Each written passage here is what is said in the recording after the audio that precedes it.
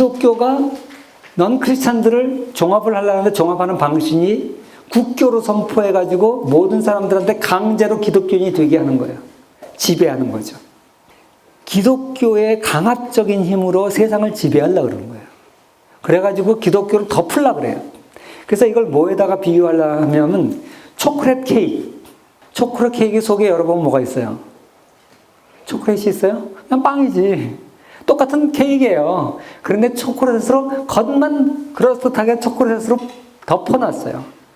속에 세상은 그대로 있는데 기독교로 세례만 줬어요. 그게 세상을 제대로 통합한 겁니까? 속이 변해야 돼요. 속이. 속은 하나도 안 변하고요. 겉에만 초콜릿으로 뒤집어 씌워놓고 이제 다 기독교인이 됐다.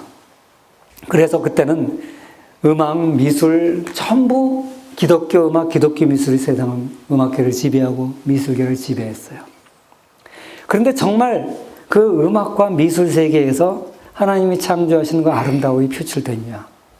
물론 뭐 음악 같은 경우에는 굉장히 좋은 음악들이 그때 당시 많이 나왔죠.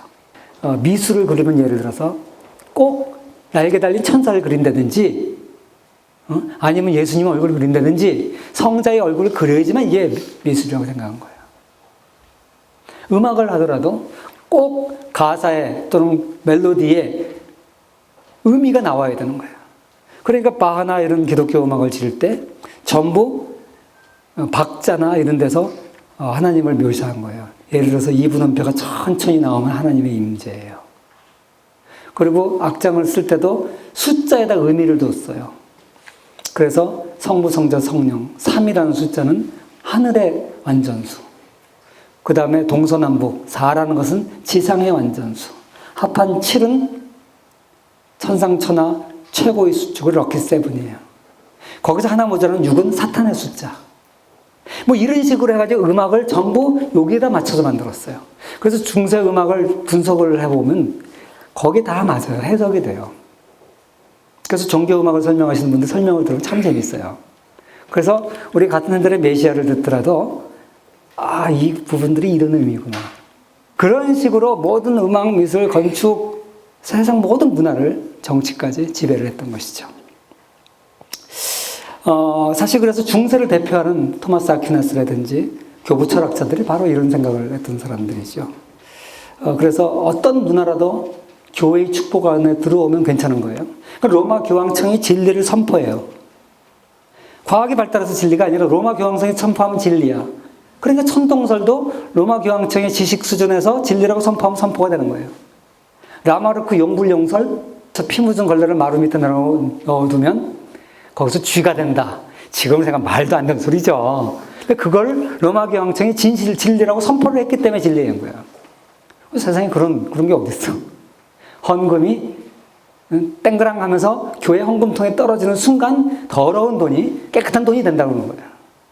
이런 식의 생각. 교회가 세례를 주면 다 깨끗해지는 거예요.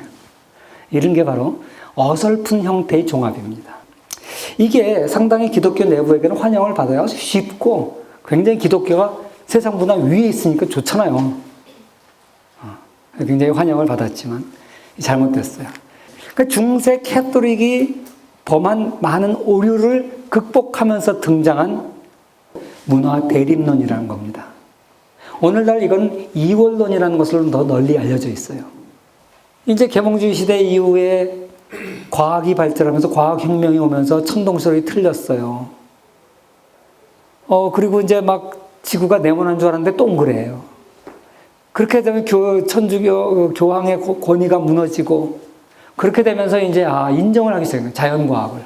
인정은 하긴 해야 되는데 자존심은 상하고 그러니까 두 개가 병행하는 수준으로 양보를 해버린 거예요. 그래가지고 이 세상의 영역이 있고 교회가 지배할 영역이 있는 거다. 그래서 아주 그 대표적인 사람이 루터예요.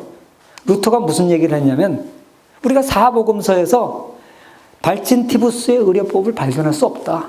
의학을 인정하자는 거죠. 이해하시겠어요? 이 인정을 하자. 그러니까 어차피 우리가 세상 속에는 있는데 세상과 좀 구별해야 되니까 세상의 영역 따로 있고 기독교의 영역, 우리 교회의 영역 따로 있다. 그러니까 결혼은 음욕에 불타는 것보단 차라리 더 결혼하는 게 낫다. 그러니까 이 정도로 보는 거예요. 결혼의 긍정적이고 하나님이 문화 명령을 줘서 번성하라고 하는 그 긍정적인 그 생각하지 않고 음욕에 불타는 것보다는 차라리 결혼해서 해결하는 게 낫다. 정치 무질서한 것보다는 차라리 낫다. 정치가가 악하지만 무질서한 것보다는 차라리 낫다. 이 정도로 보는 거죠. 그러니까 소극적인 거예요. 문화에 대해서 소극적인 관점을 갖는 거예요. 어떻게 보면 세상 사람들이 제일 쉽게 받아들일 수 있는 거예요. 그러니까 오늘날도 기독교인들 중에 제일 많은 사람들이 이런 걸 받아들여요. 그러니까 일주일에 6일은 세상 속에서 악의 속에서 살다가 교회 안에 들어오면 우리 성스러운 영역이 들어온 거예요. 이런 식으로 구별을 하는 거죠. 문화도 피조세계의 일부고 문화도 죄로 인해서 왜곡됐고 그래서 구속이라는 것은 바로 이 문화까지 변화시키는 것을 포함한 개념이다.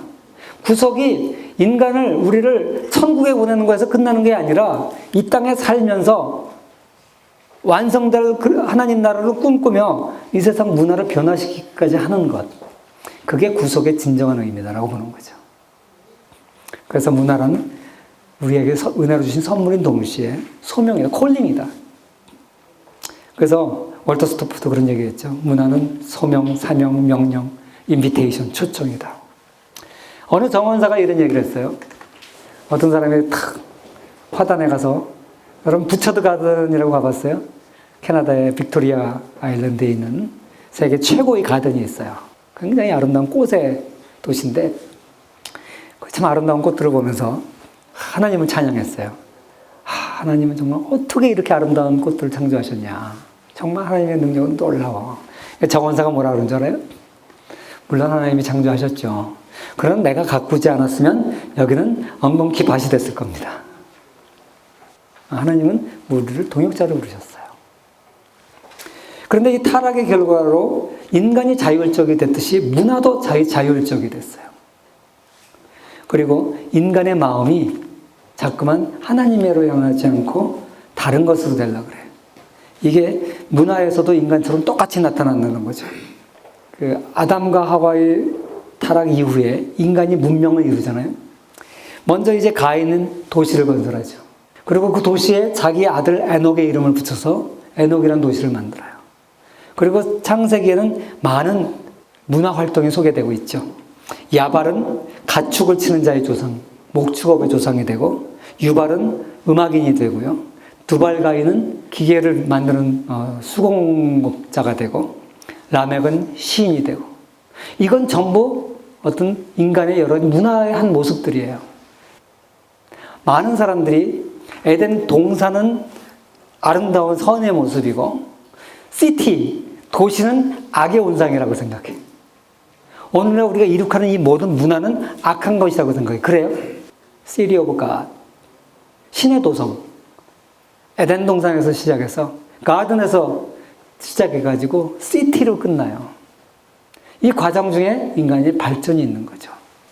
그래서 이 구속은 하나님을 향한 새로운 문화 창조의 가능성을 열어둔 겁니다. 비록 인간이 타락했을지라도, 또 문화가 왜곡됐을지라도, 그래서 오늘 음악 미술 이런 것도 보면 굉장히 막 흉악한 그런 걸 찬양하는 음악 미술도 많죠. 왜곡된 것도 많아요.